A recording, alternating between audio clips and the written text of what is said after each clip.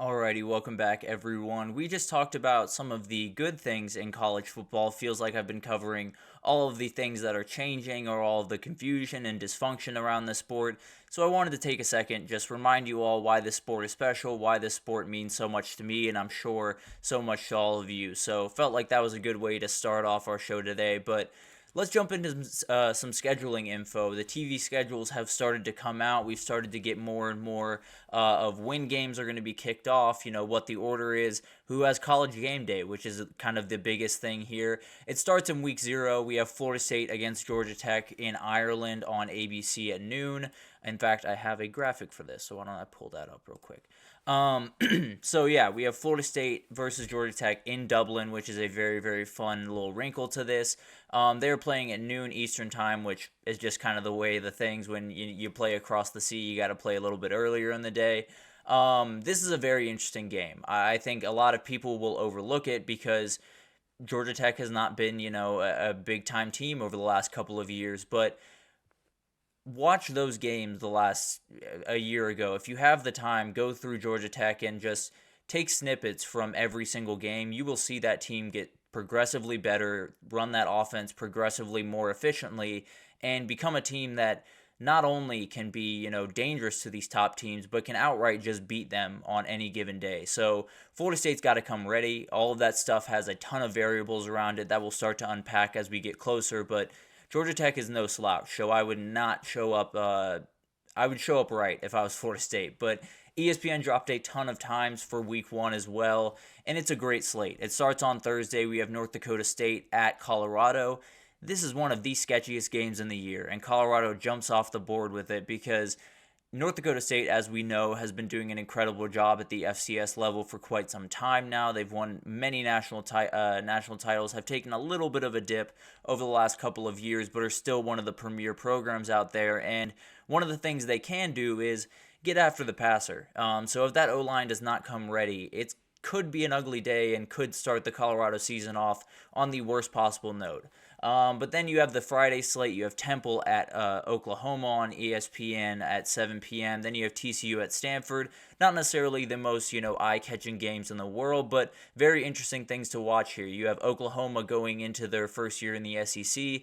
I want to see them outright dominate Temple. Win by like 50 points, do things on the defensive side of the ball where you're just imposing your will. They should be able to do that, but if we don't see that aggression from the lines of scrimmage, there's definitely more of a cause to worry. Then you have TCU at Stanford. This is all about just TCU bouncing back from a disappointing 2023 in my mind. It's still Sonny Dykes. It's still that program that went to that title game 2 years ago against Georgia, and they still have that ability, right? It's not like they entirely fell off a cliff. It was just last year they were replacing a lot of guys that were going to be nearly impossible to replace. So I definitely think that'll be a very interesting thing to watch. If they can get that win, it'll be huge. If Stanford can get that win, it's an absolute, it definitely throws a little bit of a wrench into what we think the ACC is going to look like. And then on Saturday, it's an absolute beautiful slate, folks. We have, on August 31st, we have Clemson versus Georgia in Atlanta. That is a noon kickoff. I know Georgia fans are not very happy about that one. I think they wanted a little bit more time, wanted that to be at 3:30. But at the end of the day, I fully understand that one. I'm a firm believer of give the best time slots to the ones happening on college campuses, but that's just my preference. Miami at Florida at 3:30 is going to be fascinating. It's one of the most important games for both of these teams throughout the season, and these teams have a lot of important games, but this one is the absolute kickstart. You're beating a team that is going to be a good team, is going to be a team that, at the very least, Florida, we've talked about, might not have the best record at the end of the year, but they're not going to be an easy out either. And then Miami building up to this fantastic year. If they can win in Gainesville, I think it puts a ton of momentum behind them going forward. So that'll be fascinating to watch. You have Colorado State at Texas. Not a ton to unpack here. Colorado State is a very interesting team that could be a little bit dangerous, but Texas should take care of business. It's going to be downright hot though. So whoever handles that a little bit better will probably be the winner. And when you practice in Texas, you're a little bit more equipped to that than when you practice in Colorado. So I think Texas will be more than fine there. Western Kentucky at Bama at 7 p.m. on that Saturday is going to be a fascinating game for one reason in particular, and that's because Western Kentucky is going to throw the ball. That's what they do. They're going to stretch the ball down the field. We saw it with Malachi Corley getting drafted so highly. That doesn't happen until you stretch out the field and, get those guys the ball. So I expect nothing different from Western Kentucky this upcoming year. I think they're going to try to stretch Bama out. I think they know where the weakness is in that back end, and they'll see if they can exploit it. If they can't and Alabama is absolutely locked down, we might have an idea of what Bama's going to look like this year. If they get exposed a couple of times, that Georgia game could look really ugly. And then you get to the big time one of the weekend, Notre Dame heading down to College Station to take on Texas A&M. That is College Game Day. It is at 7:30 kick ABC, so we will have Chris Fowler and Kirk Herbstreit on that call. Now, if you were to ask me, I'd probably lean towards Miami at Florida just because of the rivalry there, the energy behind that game, but fully understand why they went this route. Definitely wanted on a college campus, so very happy they didn't go with Clemson, Georgia, when you definitely could make the argument that's the best game on the docket. But at the end of the day, I think you have that atmosphere. The fan base is crazy. I think we can all agree on that. Over there at Texas A&M, they're going to be off the walls. Notre Dame has to win this game to be what they want to be going into this year. It's going to be fascinating to watch that one. And then Kyle Field at nighttime is a very special place. And then you have Sunday, September 1st. You got LSU at USC in Vegas, so not necessarily at USC, but in Las Vegas in Allegiant Stadium, 7:30 kick on ABC. This one is huge for both teams. Whichever defense can make more plays, I feel much more confident in going forward. Obviously, both these offenses are going to be very potent, so don't necessarily expect, a great day from either of these defenses, but whichever one shows a little bit more ability, and one guy in particular I'm watching is Harold Perkins for LSU. If he is utilized the way that he is supposed to be utilized and wasn't a year ago, he's going to make plays, and he's going to be an absolute menace, and he's going to make a lot of people love LSU very quickly. So this one's going to be fascinating. Whoever comes out on top has a ton of momentum. Whoever comes out, on the losing side is asking a lot of questions, that's for sure. And then you have the Monday game that we have started to kind of get comfortable with in week one. It's Boston College at Florida State. So Florida State has a very weird start to their schedule, which we'll actually get to later on when we talk about Florida State, but this game should be a relatively a layup. Obviously you have the variable of Florida State coming back from Dublin and how does that affect the practices throughout the week and that type of thing. But I expect Florida State to win. If Bill O'Brien can make a big statement, that would be quite the thing to watch, though. And then you have Big Noon Kickoff. Big Noon Kickoff is one of the big-time shows throughout college football season. It's right up there with College Game Day. In fact, I like to flip back and forth a little bit. I like to kind of play a charcuterie board type of approach to all the pregame shows that we have, but they made their decisions for week 2 and week 3 of the season. They are going to head to Ann Arbor, Michigan for the Texas at Michigan game. That's a layup. That was no question. I think that was always going to be where they ended up, and it's going to be an incredible game.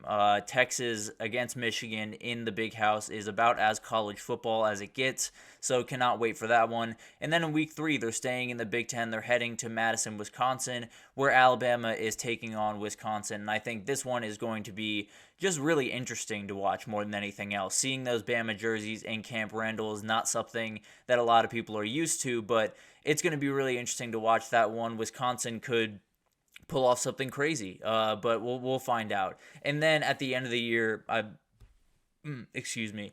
At the end of the year, one I forgot to put in here is week 13. They are going to the game. No question. That was always going to be the case. You can expect that to be the game for quite some time to come. And then Big Ten has CBS this year, so they've made a couple of decisions of where they're going to end up on those weekends, who is going to be in, those CBS slots, that coveted 3:30 slot that all the SEC teams were fighting over. In week 3, they are going to West Lafayette, Indiana, Notre Dame at Purdue. This one is honestly a layup because it is Notre Dame going to a Big Ten team. It gives you that ability to, have a big-time name. And also, Purdue at home is no slouch. They're willing to, in the second year under Ryan Walters, they want to take that next step. I think it's still Hudson Card under center for them, so it'll be fascinating to watch this one unfold. If Notre Dame, stumbles in this one as well as Texas A&M, this season looks a lot different than Notre Dame fans had thought.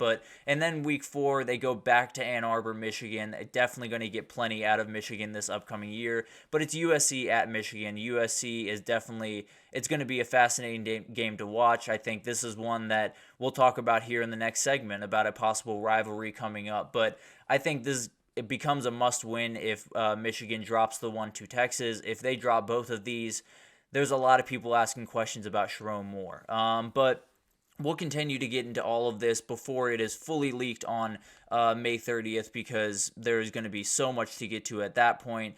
There's going to be a ton of incredible things happening over the first week. I think all of us are very much looking forward to that transition from UGA Clemson to Miami, Florida to Texas A&M Notre Dame. Those 3 games in a row to start off your college football season is about as good as it gets. We are 108 days away from the kickoff of the games, and I just cannot, or 108 days away from week 1, 101 from week 0. So we'll start maybe a countdown at 99 for week 1 and maybe highlight a different player for a couple of minutes at the end of the show, starting at 99 and moving all the way down to 1. But we'll get there when we get there. But it's getting here fast, folks. It's starting to, heat up. We're starting to get more and more, start to plan out your TV schedules and everything like that. And it's getting close. I'm getting excited, so definitely strap in. I'll definitely have all of the updates you guys need to know. But we're going to take our second break here, and when we come back, we're going to talk about new rivalries that could be coming through realignment. We are definitely losing some that I wish we weren't, but we're gaining some that are going to be, I think, incredible in the future. I don't include the ones that we're just getting back, like Texas and Texas A&M, but also those play a part in this. But I'll break down some very new ones that we might get this upcoming season right after this.